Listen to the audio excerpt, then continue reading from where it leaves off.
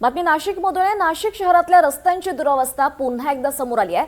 चक्क नाशिक महानगरपालिकेसमोरच्या पंडित कॉलनी परिसरात रस्ता 4 ते 5 फूट खचल्याची घटना समोर आली आहे।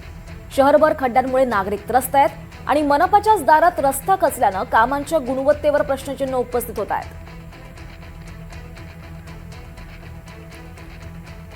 अधिक माहिती घेऊयात आमचे प्रतिनिधी राहुल वाघ यांच्याकडनं।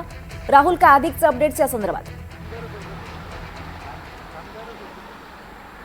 निश्चितच आपण जर बघितलं तर संपूर्ण नाशिक शहर एक खड्ड्यामय झालेलं आहे आणि आता चक्क नाशिक महानगरपालिकेच्या समोर पंडित कॉलनीमध्ये मी या ठिकाणी उभा आहे।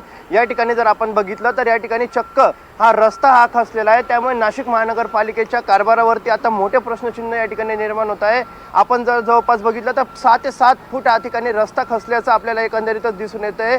खरं तर कुंभमेळ्याच्या पार्श्वभूमीवर नाशिकमध्ये अनेक विकास कामं हे केली जात आहेत आणि अशी विकास कामे केली जात असताना त्यांच्या दर्जाबाबत देखील प्रश्न हा उपस्थित केला जात असतो। आणि आपण जर बघितलं तर या ठिकाणी मॅनहोल देखील होता, तो मॅनहोल सहित संपूर्ण रस्ता हा या ठिकाणी खचलेला आहे। या ठिकाणी मोठी पाईपलाईन देखील गेलेली होती। नेमका आता हा रस्ता कशामुळे खचला याचा देखील आता हे देखील बघणं तेवढंच महत्त्वाचं ठरणार आहे। परंतु आपण जर एकंदरीत बघितलं तर गेल्या अनेक दिवसांपासून खड्ड्यांमुळे नाशिककर हे त्रस्त आहेत। अनेक पक्षांकडून या ठिकाणी आंदोलनं हे मोठ्या प्रमाणात केले जात आहेत आणि आपण जर या ठिकाणी बघितलं तर हा संपूर्ण रस्ता खचल्याचं आपल्याला दिसून येतं। तर दुसरीकडे महानगरपालिकेकडून या ठिकाणी बॅरिकेडिंग जरी केलेली असली तरी रात्रीच्या वेळी या ठिकाणी मोठा अपघात होऊ शकतो। अद्याप महानगरपालिकेकडून हा खड्डा बुजवण्यासंदर्भात कोणतीही उपाययोजना ही केल्याचं दिसून येत नाहीये।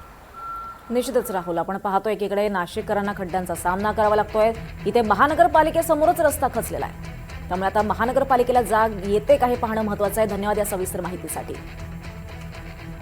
हे दृश्य आपण पाहतोय, नाशिक शहरातल्या रस्त्यांची दुरावस्था पुन्हा एकदा समोर आली आहे। नाशिकच्या महानगरपालिकेसमोरचाच हा जो पंडित कॉलनी परिसर आहे तिथलाच रस्ता 4 ते 5 फूट खचल्याची घटना घडली आहे।